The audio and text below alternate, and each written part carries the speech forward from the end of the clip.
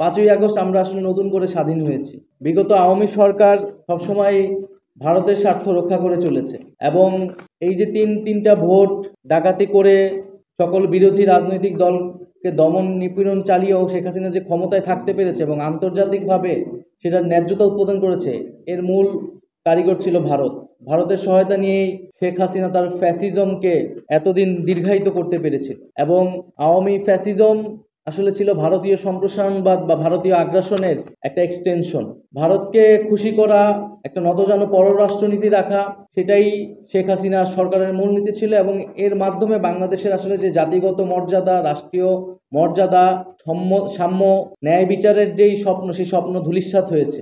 এই কারণে যখন মোদির আগমনকে বাংলাদেশের জনগণ প্রত্যাখ্যান করেছিল এবং খোদ ভারতেও বিজেপি সরকারের বিরুদ্ধে তুমুল আন্দোলন চলতেছিল, সেই সব কিছুকে তোয়াক্কা না করে এদেশের জনগণের উপরে শেখ হাসিনা সরকারের যে পুলিশ এবং সন্ত্রাসী বাহিনী তারা নিপীড়ন চালায়।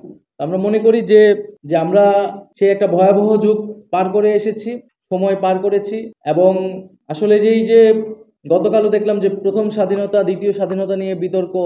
তো আমরা যারা গত 16 বছর আসলে এই ঘটনাগুলোর ভিকটিম ছিলাম, আমাদের কাছে এটা অবশ্যই স্বাধীনতা। 5ই আগস্ট আমরা আসলে নতুন করে স্বাধীন হয়েছি। যারা এই গত 15-16 বছর নির্যাতিত হয়েছে, নিপীড়িত হয়েছে, আর যাদের ব্যাংক ব্যালেন্স অক্ষুণ্ণ ছিল, যারা আপোষ করে বিরোধী রাজনীতি করেছে, তাদের কাছে হয়তো এটা স্বাধীনতা মনে হয় না, কারণ তারা সবসময় হয়তো স্বাধীন ছিল, আগের আমলও ছিল, এখনো ছিল। তো তাদের কাছে প্রথম স্বাধীনতাও গুরুত্বপূর্ণ না, দ্বিতীয় স্বাধীনতাও গুরুত্বপূর্ণ, তাদের কাছে হচ্ছে গুরুত্বপূর্ণ লুটপাটের স্বাধীনতা। তো গত 16 বছরের 15 বছরের যে সকল নির্যাতিত মানুষ যারা নির্যাতিত হয়েছে, সেটা বিভিন্ন রাজনৈতিক দলের কর্মী থেকে শুরু করে নেতারা যারা রয়েছেন, সাধারণ মানুষ এবং বিভিন্ন সামাজিক বা ছাত্র আন্দোলনে নিপীড়ন চলেছে।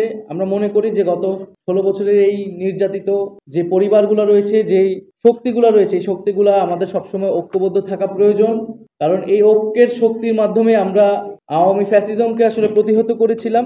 আমরা মনে করি যে জুলাই গণ অভ্যুত্থানের মধ্য দিয়ে আমরা একটি স্বাধীন সার্বভৌম পররাষ্ট্রনীতির সম্ভাবনা তৈরি হয়েছে বাংলাদেশে এবং বাংলাদেশ একটি ভারসাম্যপূর্ণ মর্যাদা ভিত্তিক একটা পররাষ্ট্রনীতি মাধ্যমে পরিচালিত হবে। জাতীয় স্বার্থ এবং জনগণের স্বার্থই প্রধান হিসেবে বিবেচিত হবে। সেই স্বার্থের ভিত্তিতে আমরা যে কোনো দেশের সাথে সম্পর্ক স্থাপন করতে চাই। আমাদের রাষ্ট্রীয় এবং জাতীয় পররাষ্ট্রনীতি আসলে সেই দিকেই হওয়া উচিত। গত 16 বছরের যে আমাদের নতজানু অবস্থা থেকে আমাদের বের হয়ে এসেছি 5ই আগস্ট, এবং সেটা যাতে অক্ষুণ্ণ থাকে, ধারাবাহিকতা থাকে। সামনের দিনগুলোতে যেই সরকারে আসুক না কেন, একটা দেশের সরকার পরিবর্তন হয় কিন্তু পররাষ্ট্রনীতির কিন্তু সহসা পরিবর্তন হয় না, কারণ এটা রাষ্ট্রের সাথে সম্পর্কিত, জনগণের সাথে সম্পর্কিত। কিন্তু আমরা দেখেছি যে আমাদের সরকার পরিবর্তনের সাথে, দলের পরিবর্তনের সাথে আমাদের পররাষ্ট্রনীতিও পরিবর্তন হয়ে যায়। তো আমরা বলবো যে আজকের এই আয়োজন থেকে যে ভারতের সাথে বাংলাদেশের সম্পর্কের ব্যাপারে আমরা এর আগেও স্পষ্ট করেছি যে সমতা, ন্যায্যতা এবং মর্যাদার ভিত্তিতে আমরা যে কোনো দেশের সাথে সম্পর্ক স্থাপন করতে আগ্রহী। ভারত প্রতিবেশী দেশ হিসেবে ভারতের সাথে আমাদের সেই ঐতিহাসিক, সাংস্কৃতিক এবং অর্থনৈতিক সম্পর্ক রয়েছে।